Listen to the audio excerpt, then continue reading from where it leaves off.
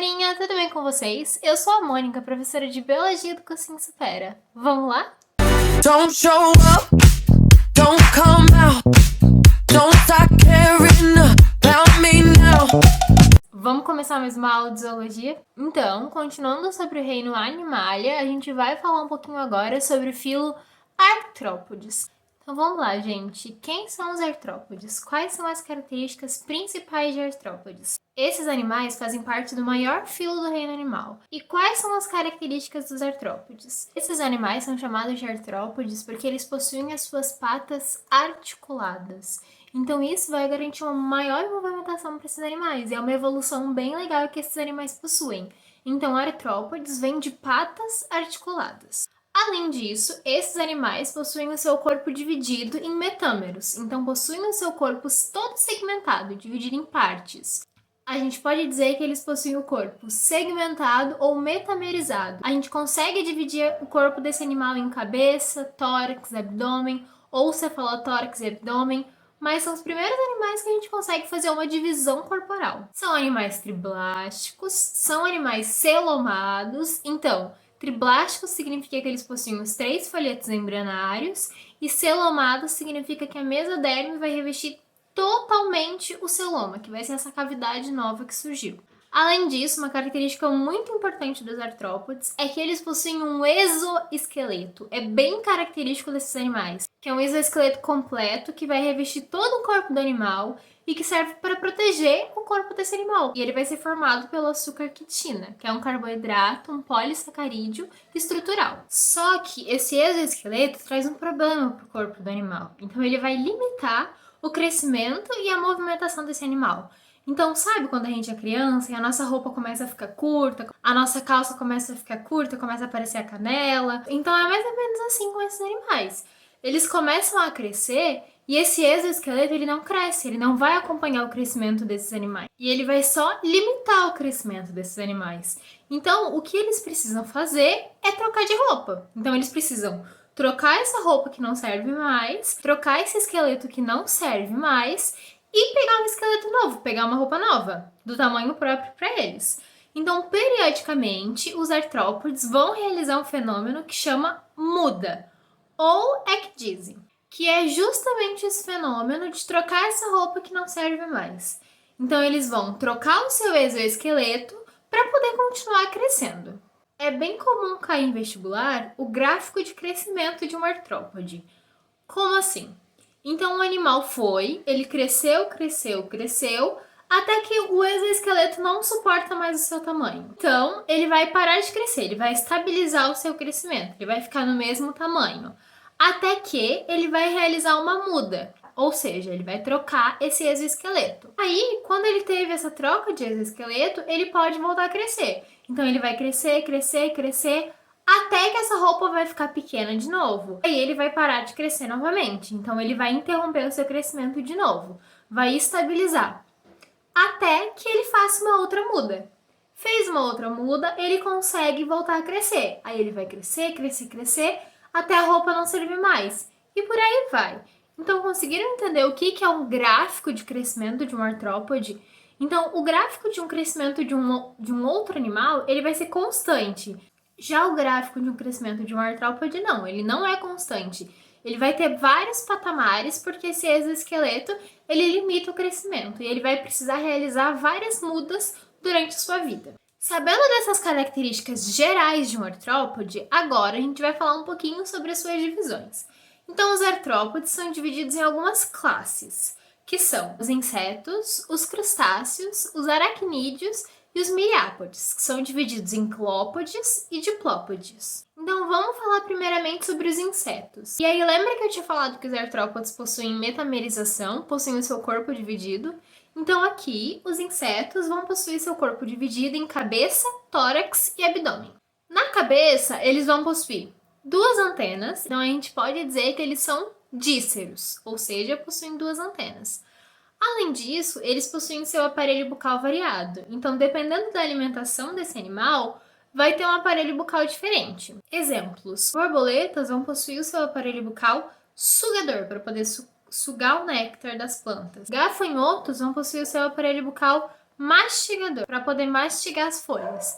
E por aí vai. Então, os insetos possuem uma ampla variedade de aparelhos bucais. Além disso, na cabeça, os insetos vão possuir os olhos. Eles podem ter os olhos compostos, que é a reunião de vários olhozinhos que acabam formando essa estrutura. Então, as moscas, por exemplo, ou também eles podem possuir olhos simples. Já no tórax, esses animais vão possuir as patas e as asas. Então, os insetos, de forma geral, possuem 3 pares de patas. Ou seja, possuem 6 patas e são chamados de hexápodes, 6 pés. E os insetos, eles possuem uma característica que é única deles. Então, os insetos podem possuir asas. Regra geral, se tiver asa, é inseto. Nenhum outro grupo tem asas, só inseto. Mas não necessariamente todos os insetos possuem asas. Então, por exemplo, formiga. Formiga é um inseto e não possui asa. Mas todos os outros animais que vocês imaginem que têm asas, barata, gafanhoto, borboleta, mosca, mosquito, tem asa, tá voando, é o inseto. Se esses animais não possuírem asas, eles são chamados de ápteros. Então, no tórax saem essas duas estruturas, as asas e as patas. E é importante lembrar que as asas desses animais são quitinosas, elas são feitas de quitina e possuem vascularização. No abdômen, por fim, eles vão possuir duas estruturas, que é o ovopositor, que serve justamente para fazer essa postura de ovos, e também em abelhas possuem o ferrão, que é aquela estrutura responsável por fazer a picada de abelha. Além disso, o abdômen é a divisão que vai guardar a maioria dos órgãos internos. Então essa é a nossa divisão dos insetos: cabeça, tórax, abdômen. Agora vamos falar um pouquinho sobre os sistemas de insetos. O primeiro sistema que a gente vai falar vai ser o sistema digestório. Então o sistema digestório desses animais é completo, ou seja, eles possuem boca e ânus. E a digestão é extracelular, ou seja, a digestão vai ser realizada fora das células. Segundo sistema é o sistema circulatório.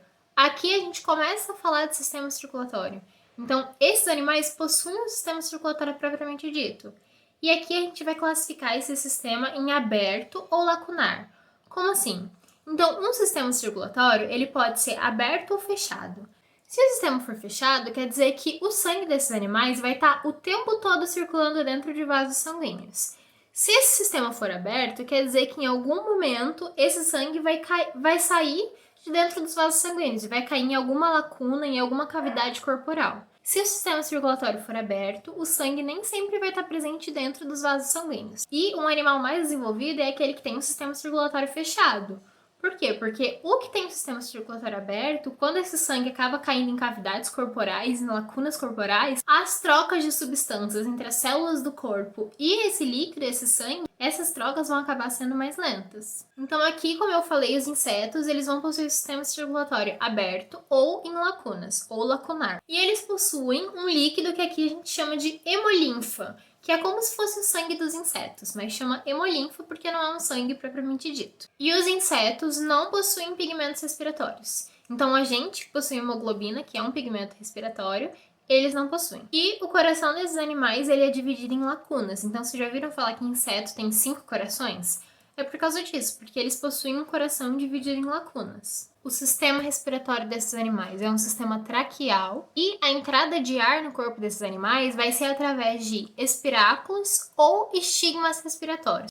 O sistema nervoso desses animais vai ser ganglionar e vai ser composto por vários gânglios que vão estar dispostos ventralmente no corpo do animal. E por fim, o sistema excretor vai ser por túbulos de Malpighi. Então, os túbulos de Malpighi são estruturas que ficam presas no intestino desses animais e que são responsáveis por excretar as substâncias que deixam de ser úteis para esse organismo, como os nossos rins. E aqui, um detalhe legal é que esses animais excretam ácido úrico. O ácido úrico, ele possui baixa toxicidade e baixa solubilidade em água. Então, o que isso quer dizer? Quer dizer que esse composto, esse ácido úrico que esse inseto está excretando, como ele é pouco solúvel em água, ele também tem que ser pouco tóxico, porque quando ele for liberado no ambiente, ele não pode ter uma grande toxicidade, já que ele não está muito diluído.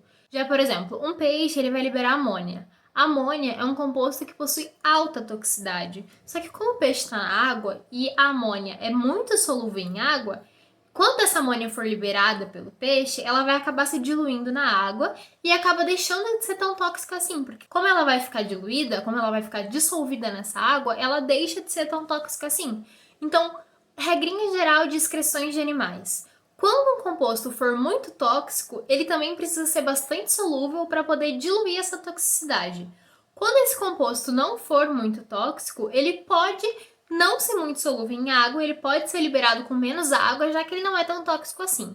Conseguiram entender a lógica? Uma outra adaptação para a excreção dos insetos ser de ácido úrico é que muitos insetos vivem em ambientes terrestres muito secos. Então, eles não precisam liberar mais água ainda, eles não precisam perder mais água no seu organismo para poder liberar essa excreta que é pouco tóxica.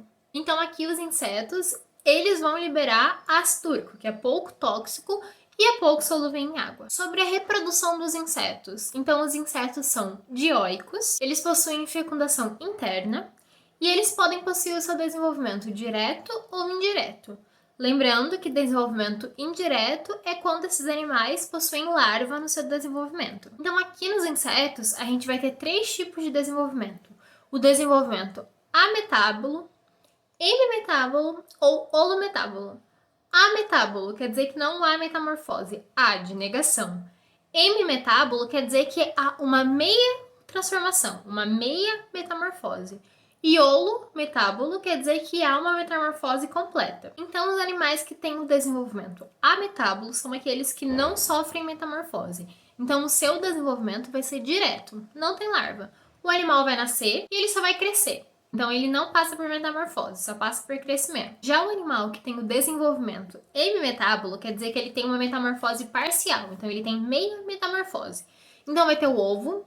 Do ovo sai uma ninfa, que é uma espécie de adulto não muito desenvolvido. E depois vira o adulto. Então, ovo, ninfa, adulto. Então, o que essa ninfa tem de diferente? Ela não vai possuir o sistema reprodutor desenvolvido. E, por exemplo, em uma espécie que tem asas, essa ninfa ainda não vai ter asa formada. Então, vão haver algumas mudanças, mas são mudanças parciais, não é uma metamorfose completa. Exemplo de quem sofre desenvolvimento hemimetábulo são os gafanhotos. E, por fim, nós temos os animais que possuem desenvolvimento holometábulo, que são aqueles que possuem uma metamorfose completa. Quando a gente pensa em metamorfose, a gente lembra logo da borboleta. Então, a borboleta tem ali a sua larva, ela vai e forma um casulo, e do casulo sai uma linda borboleta com asas.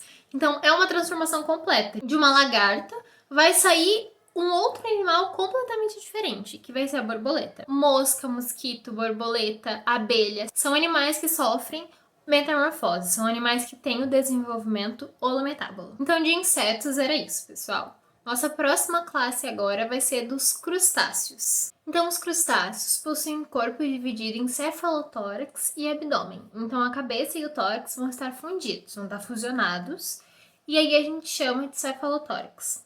Quais são as outras características desses animais? Eles possuem 5 pares de patas, ou seja, vão ter 10 patas, vão ser decápodes. A gente chama essas 5 patas que servem para a locomoção de periópodes. Mas esses animais, eles também vão ter outras patas, que a gente chama de patas natatórias, que daí elas vão sair do abdômen. Elas servem para ajudar nessa locomoção e a gente chama de pleiópodes. Então, as patas que saem do cefalotórax a gente chama de periópodes, e as que saem do abdômen a gente chama de pleiópodes. Os animais que possuem pinças, tipo um caranguejo, por exemplo, essas pinças são patas modificadas. Como peças bucais que saem desse cefalotórax, a gente tem as maxilas e os maxilípedes. Esses animais também possuem 2 pares de antenas.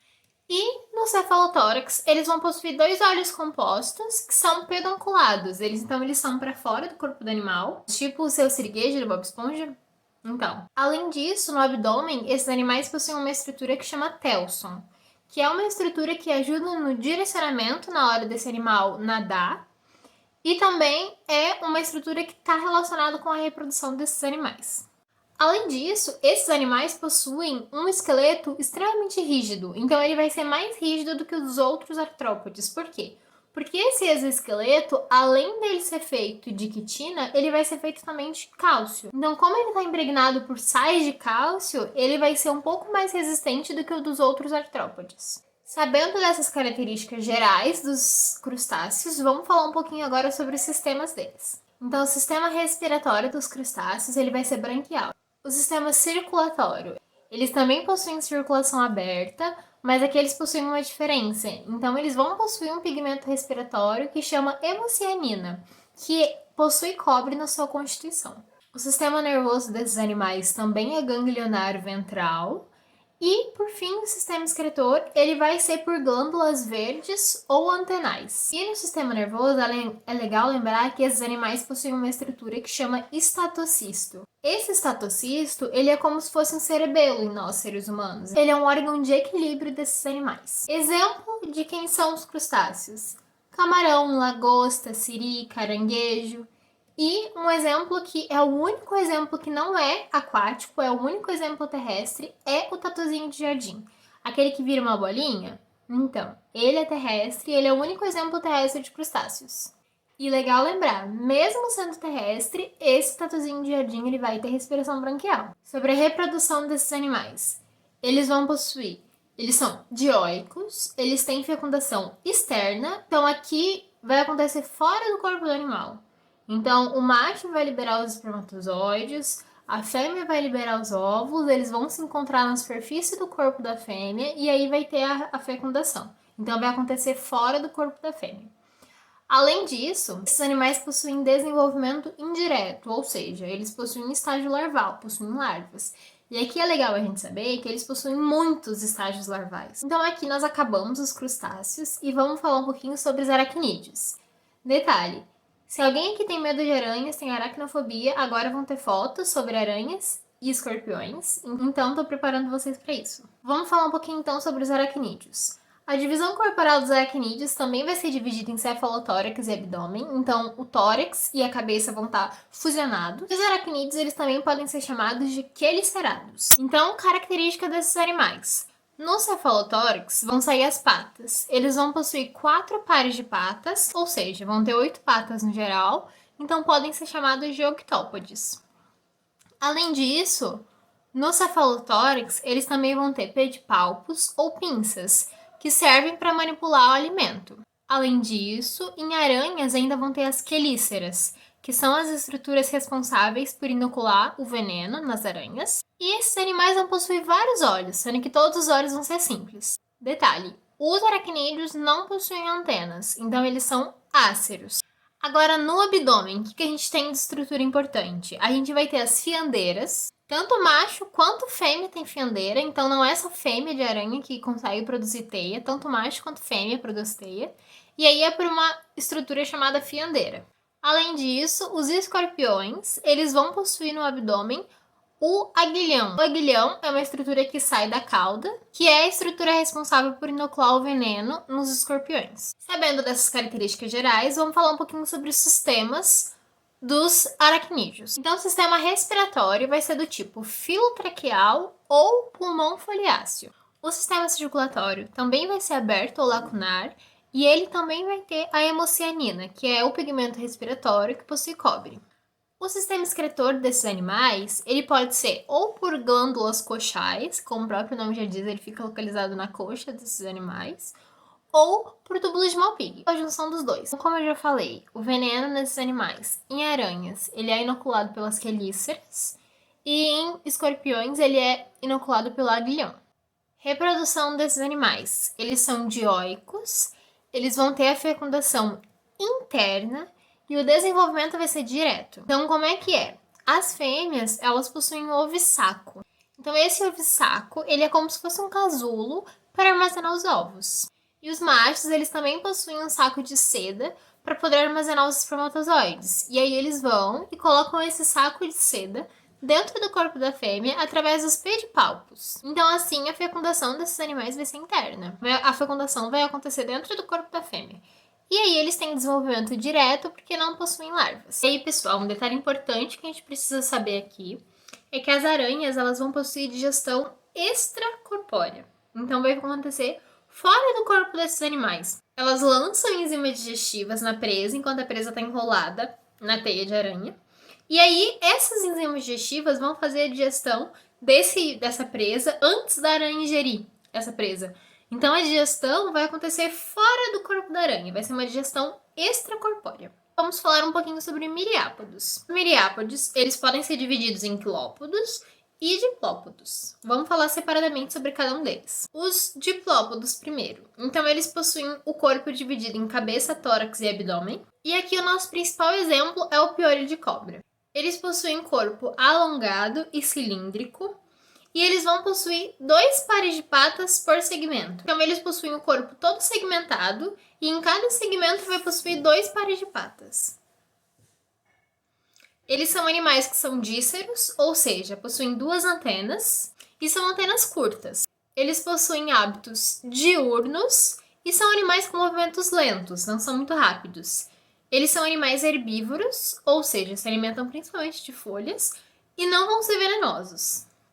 Então, isso é o que a gente tinha para falar de diplópodos.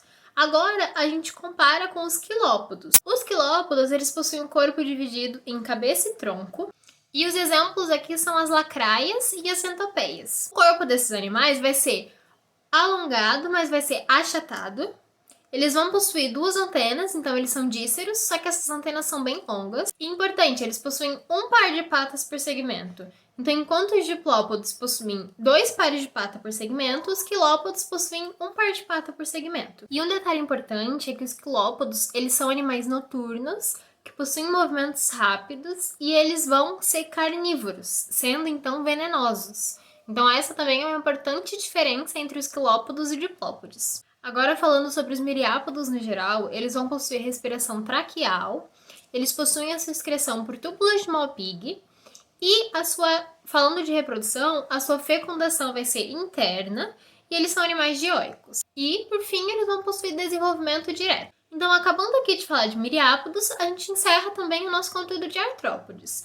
Então, gente, é importante a gente saber quais são as diferenças de sistema excretor, principalmente, em cada uma das classes. Então, qual é o sistema excretor de inseto? Qual é o sistema excretor de aracnídeos?